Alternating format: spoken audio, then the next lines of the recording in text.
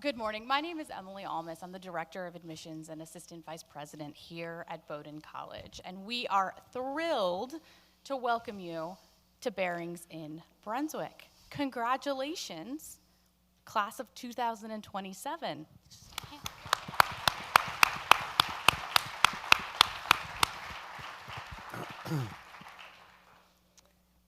In just a few moments, I will introduce to you our 15th president, President Clayton Rose.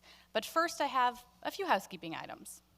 Your app, the Bearings in Brunswick app on your phone, is the best resource for up-to-date information about our schedule, locations, all of the exciting things we have planned for you today. On that note, our academic fair and the student group showcase both have been moved to our main quad right in front of the Art Museum. So that will be a fun activity for you later today. Today is a day of celebration. For two of you, at least two of you, it's a special celebration. I don't know Dax Garza and Josh Klein where you are, but I understand that it is your birthday today. Birthdays today. We won't make you introduce yourself in this moment, but if you see either Dax or Josh, be sure to say happy birthday as well. And this is really a day of celebration for all of us at the college. We are so excited to welcome you to Bowdoin. We know that you are admitted students, an incredibly talented group by every measure. You are so accomplished, but you are also people of great character. You're kind, you're compassionate, you're curious. We just cannot wait to see all of the exciting things you'll do here at Bowdoin and beyond, like the people who've come before you and the people who will come after you as well. So speaking of people of great character, it is my joy to get to introduce to you now Clayton Rose, our president. Clayton joined us in 2015 as the 15th president of Bowdoin College. He was most recently, before this role, a faculty member at Harvard Business School. His area of specialty there, among other things, includes questions about leadership and ethics. He started his career in finance. He attended the University of Chicago for his bachelor and MBA degrees. And after a successful career in business, he returned to the classroom at the University of Pennsylvania to pursue a master and doctoral degrees in sociology, focusing on race and the history of race. President Rose, Clayton, welcome to the class of 2027.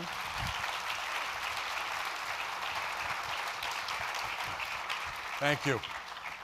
Good morning, everybody. Let me double down on Emily's congratulations, both to our students who are here and to our parents who are here, having run the gauntlet of the college admission process for 2022-23. It's I can't imagine. I've lived it twice with our two sons, but the relief of kind of being on the other side now. You have to make many of you have to make a decision. Many of you have already made your decision, which is great. But I'm sure it's just a fantastic moment to be on this side of everything and try to think about what comes next here. For our students who are here, you fall into two categories, right? Some of you have already decided that Bowdoin is the school for you, which is fantastic.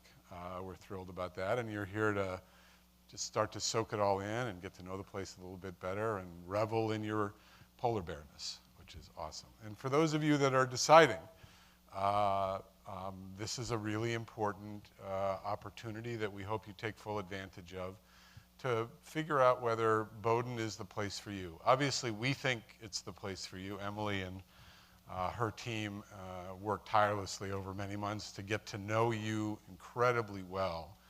And out of the 11,000 applications that we had this year for the 500 spots in our first year class, you're selected, and you're selected for a reason. It starts with character, as Emily said, but there's much, much more to that. But you also have to decide for yourselves whether this is the place for you. And at the end of the day, having watched this up close and personal with my two boys, but also having been involved in this work now at Bowdoin for a long time, you know, it's that feel, right? Does this college feel like the right college for you?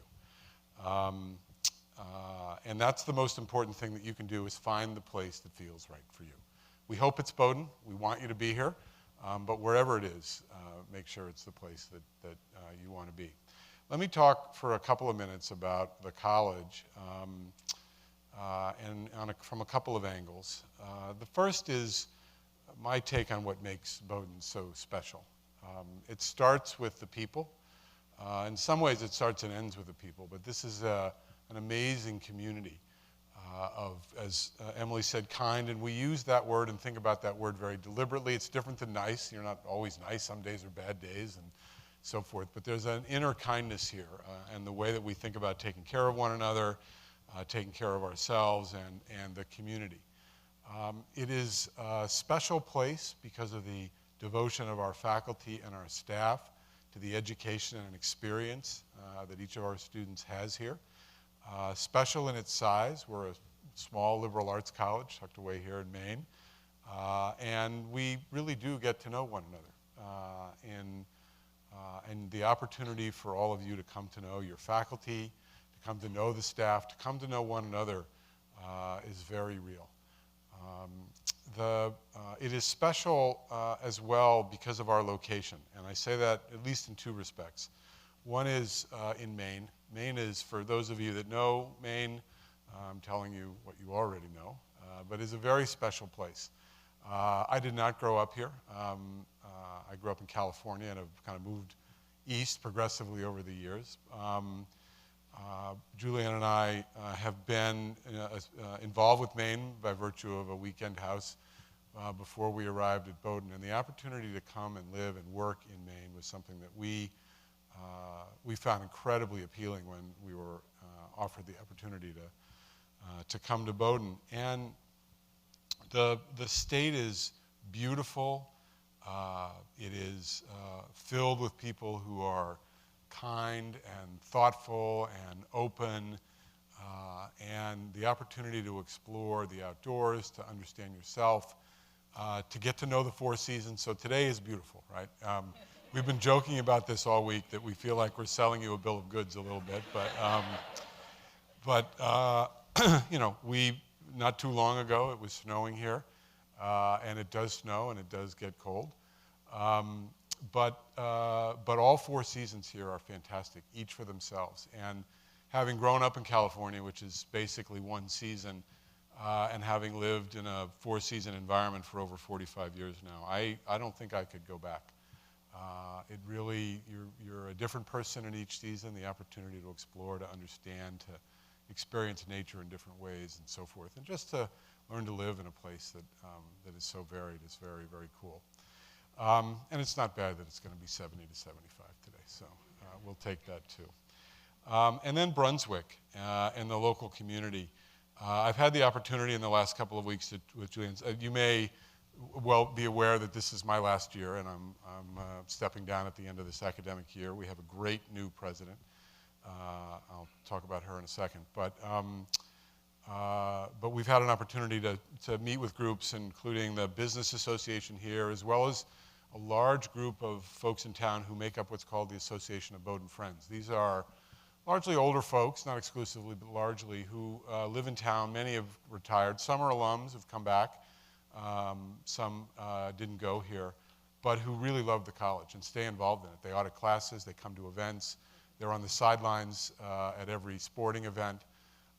And we talked about the incredible town-gown relationship here. It's unlike any that I've heard about and talked with my president colleagues about. And it starts, if you think about it, with the border between Bowdoin and Brunswick. There is no border, right? There's no gate, there's no hedge. These are the completely permeable barrier. Our students, faculty, and staff are in town, are of town. Many of our faculty and staff live here. And it is a really powerful relationship, and something that speaks deeply to our students as well here over the course of their 4 years in coming to know the town. So very special from that perspective as well. I also want to take a minute to talk about a liberal arts education and the power of a liberal arts education. And I would contend, having been the beneficiary of a very powerful liberal arts education at another school, and then obviously being involved in the worlds that I've been involved in, that there is no better preparation for work and for life than a powerful liberal arts education. And let me just break down into three pieces what I see as the benefits.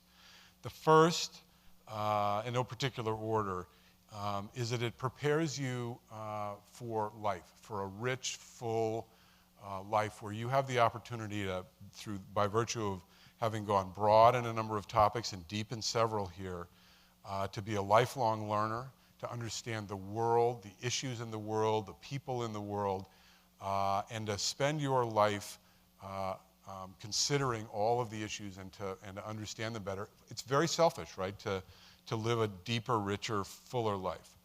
The second gets to what a liberal arts, it's a horrible, in the current world we're in, right, horrible marketing or brand, but a liberal arts education really came and was born in antiquity, and it was the idea of preparing citizens to be able to participate in the life of the city. Well, that's what we do here. Prepare our students to participate in the life of their towns, in the life of the country, in the life of the world, and to give back, to engage with this notion of the common good that our first president talked about in 1802. And we know today that we need all of you to be as engaged and informed and willing to dive into the hard problems that are out there, getting harder, to be able to solve some of the problems that we have. We see some of our graduates are doing this at some expense to themselves as well. I'm sure you followed the news. But they represent a huge swath of graduates who are out there engaged in the life of their communities, small and large. And the last is that this is an education that prepares you for both success and satisfaction in your work. And I use both of those words, but the skills of critical thinking, of an ability to analyze, ability to reason, to collaborate, to communicate well in writing, orally, and a broad and deep education, so the ability to learn and adjust.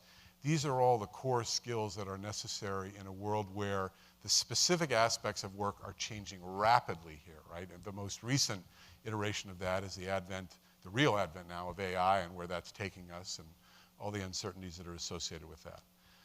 This is also the kind of education that gives you I think the confidence and the ability to say, you know, I think I know what I want to do in my first job out, but that's my first job, and then I'm going to learn from there and think about where I'm going to go from there. I still don't know what I want to do when I grow up, right? You've heard from Emily about my path.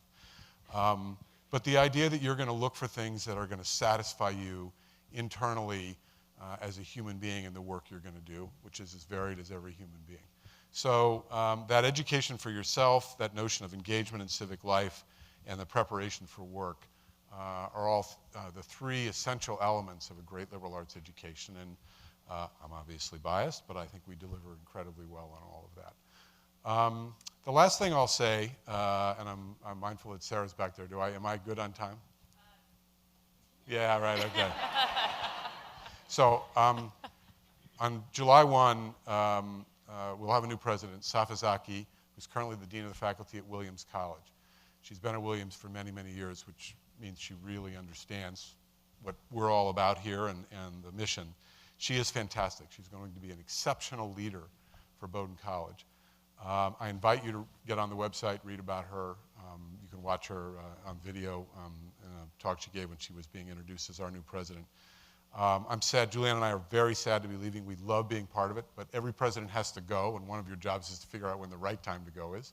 This is the right time to allow a new leader to come in and build on the work that's been done, and I could not be more pleased that Safa will be the 16th president. And just to say it, it took us 223 years and 16 tries, but we have a woman as president of Bowdoin College, so that's all. Thank you.